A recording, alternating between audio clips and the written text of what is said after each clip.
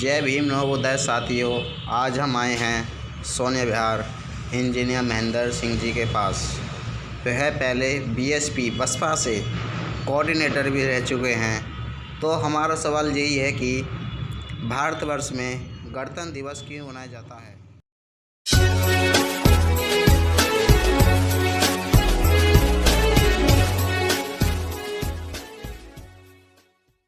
जी sir. देखिए, सर्वप्रथम मैं सभी भारतवासियों को गणतंत्र दिवस की 71वीं वर्षगांठ की शुभकामना देता हूँ। सभी भारतवासियों से नमो बुद्धाय, जय भीम, खुदा हाफिज कहते हुए मेरे से पूछा गया गणतंत्र दिवस क्यों मनाया जाता, कब से मनाया जाता। यह देश बड़े लंबे समय से गुलाम रहा है, कभी मुग़लों का गुलाम, कभी अंग्रेज़ों का गुलाम। काफ़ी लड़ाई और काफ़ी हमारे वीर सैनिक शहीद होने के बाद देश 15 अगस्त 1947 को आज़ाद हुआ, जो अंग्रेज़ों से आज़ादी मिली। लेकिन उसके बावजूद भी अंग्रेज़ों ने अपनी कानूनें लागू रखी। इस बीच में अंग्रेज़ों ने कहा, जो अंग्रेज़ी शासक थे, कि भाई तुम अपना संविधान बनाइए। संविधान का मतलब है देश की कानूनें। पूरा देश संविधान से चलता है, कानूनों से चलता है। हर आदमी अपने अधिकारों से बंधा होता है, अपनी सीमाओं से बंधा होता है। संविधान को कई बार कांग्रेस ने भी बनवाया, पंडित जवाहरलाल नेहरू ने भी प्रारूप तैयार किया, लेकिन अंग्रेज़ों ने उसको अस्वीकार कर दिया। फिर बाबा साहब डॉक्टर अम्बेडकर को संविधान बनाने का जिम्मा दिया गया। संविधान सभा के अध्यक्ष बने। संविधान बनाने में बाबा साहब डॉक्टर अम्बेडकर ने अपना दिन रात एक करके पूरी मेहनत के साथ 2 साल 11 महीने 18 दिन में संविधान बन करके तैयार हुआ, जिसका पहला प्रारूप जनवरी 1948 में पेश किया गया। फिर 26 जनवरी 1949 को संविधान बन करके तैयार हुआ। पूरे 32 दिन तक उस पर विचार किया गया। सबकी सहमति लेने के बाद संविधान पास हुआ। संविधान की कॉपी प्रथम राष्ट्रपति पंडित राजेंद्र प्रसाद को बाबा साहब द्वारा भेंट की गई। गणतंत्र दिवस, गणतंत्र का मतलब है लोगों का राज, जनता का राज, जनता के द्वारा, जनता के लिए। भारत एक गणतंत्र राज्य है क्योंकि यहाँ भिन्न भिन्न जातियों में बटे हुआ समाज है, भिन्न भिन्न संप्रदायों में बटा हुआ समाज है और अलग अलग धर्म को मानने वाले हैं।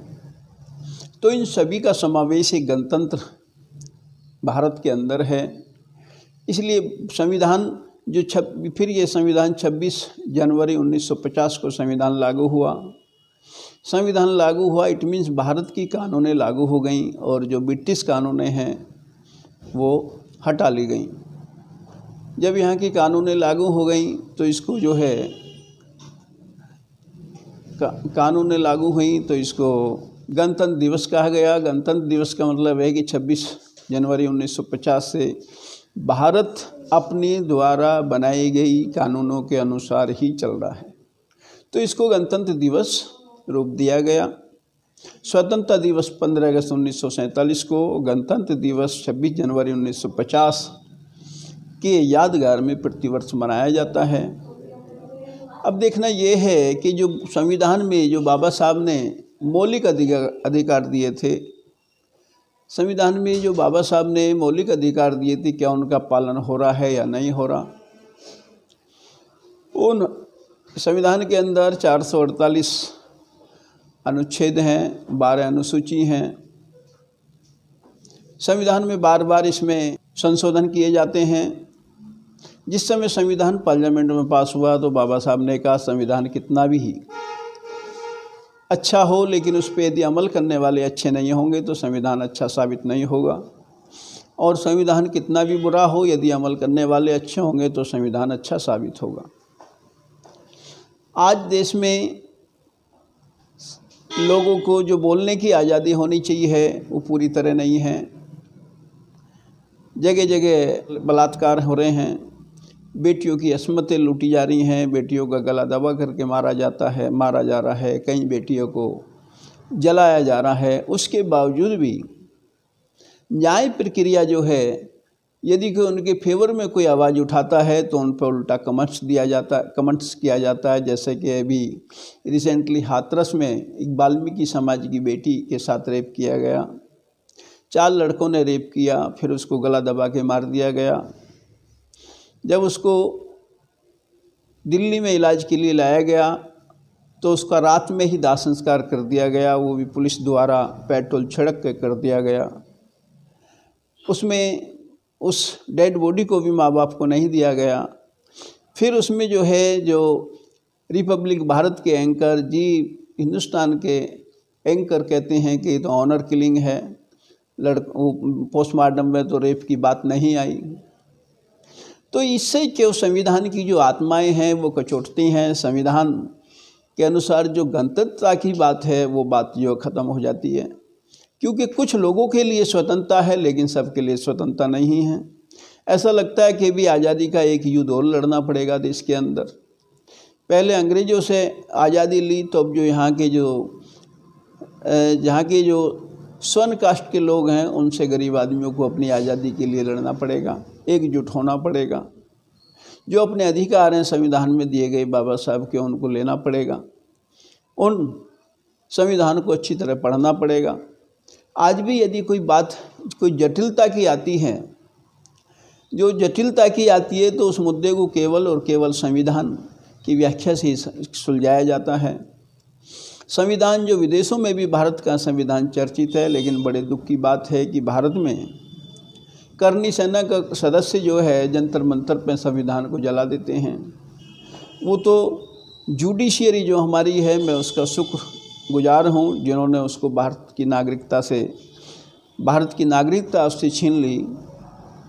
लेकिन कोई संविधान के खिलाफ बोलता है तो कोई संविधान के जनक बाबा साहब के खिलाफ बोलता है। कहीं बाबा साहब की मूर्ति तोड़ी जाती है, कहीं बाबा साहब का चश्मा तोड़ देते हैं, कोई हाथ तोड़ देते हैं।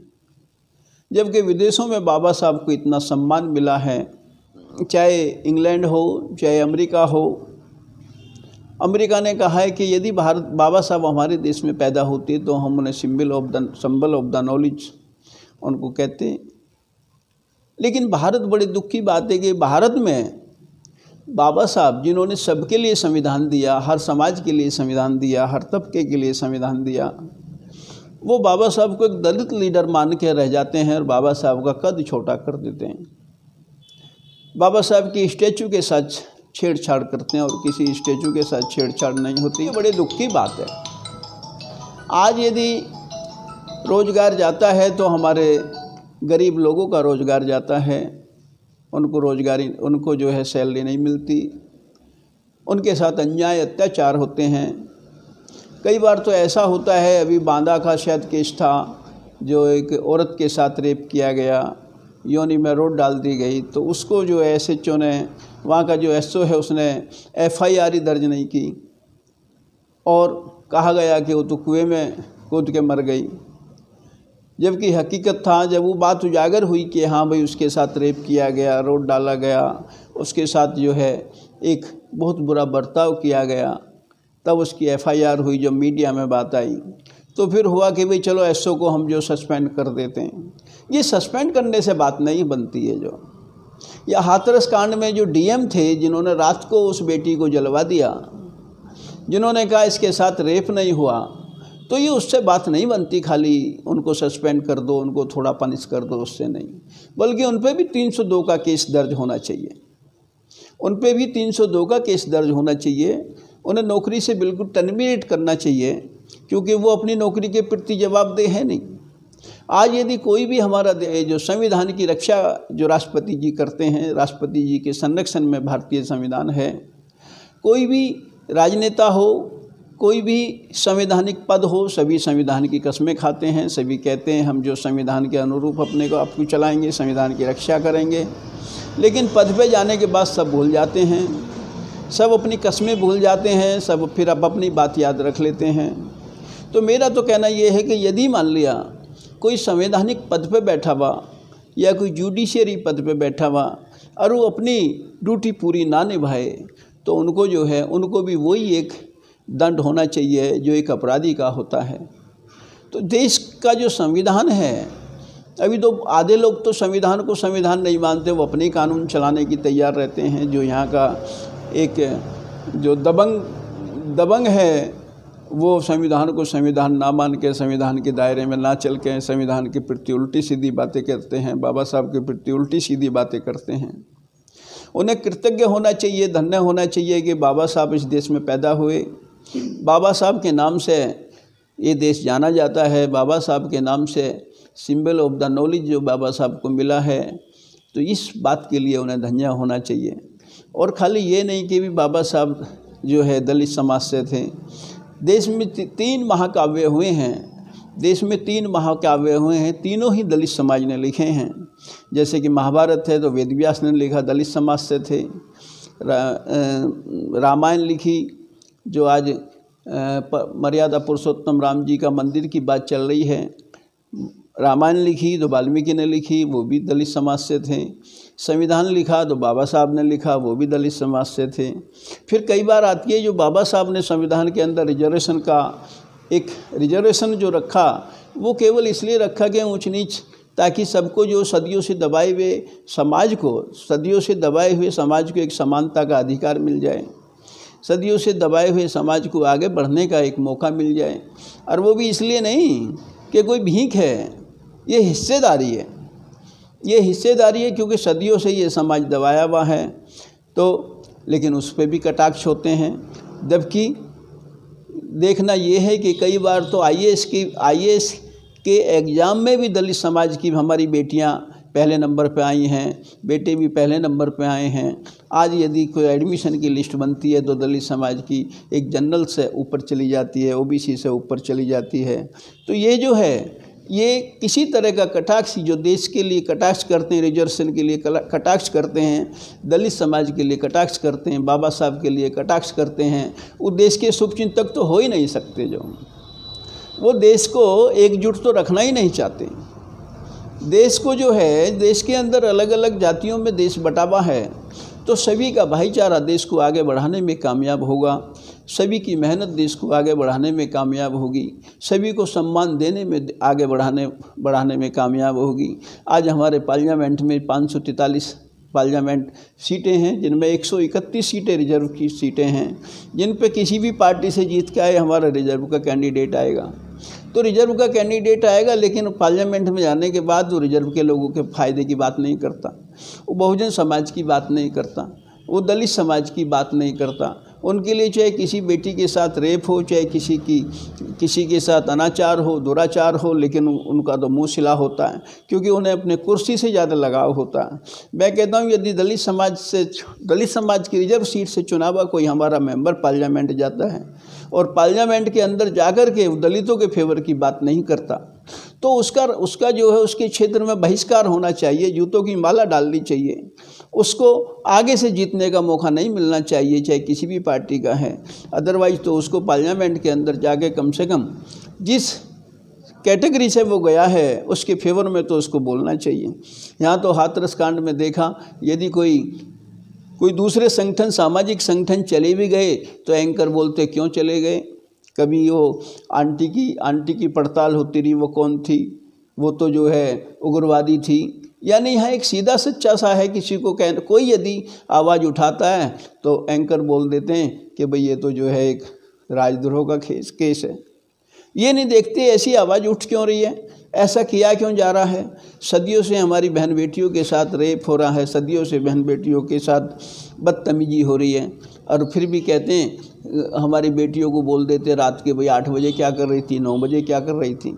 लड़कों को एक परमिट दे रखा है कि हाँ तुम कुछ भी करते रहो। जब वो जेल में जाता है तो कहते हैं हमारा बेटा तो था ही नहीं, हमारा बेटा तो ऐसा कर ही नहीं सकता। हाथरस केस में सभी ने कहा हमारा बेटा तो वहाँ गया था, हमारा तो वहाँ गया था, हमारा तो वहाँ गया था। सीबीआई पे केस नहीं दिया जाता तो केस उजागर नहीं होता। अब सीबीआई ने उजागर कर दिया कि उन्होंने रेप किया है। तो संविधान जो है सभी को एक कानूनी दायरा पेश करता है, सभी को एक बोलने का अधिकार देता है, सभी को समानता का अधिकार देता है, सभी को अपने विचार रखने का अधिकार देता है और सभी को लिमिट में रहने का अधिकार देता है। यहाँ तो देखा, सेंगर विधायक थे भारतीय जनता पार्टी के यूपी से, तो उन्होंने एक लड़की के साथ रेप भी किया, फिर उसके फादर को पुलिस में पकड़वा के उसको जो उसके साथ इतना अत्याचार हुआ कि उसे मार दिया गया। इवन तारीख पे जा रहे तो उल्टा ट्रक चढ़ाकर भी उनको मारने की वो हुई।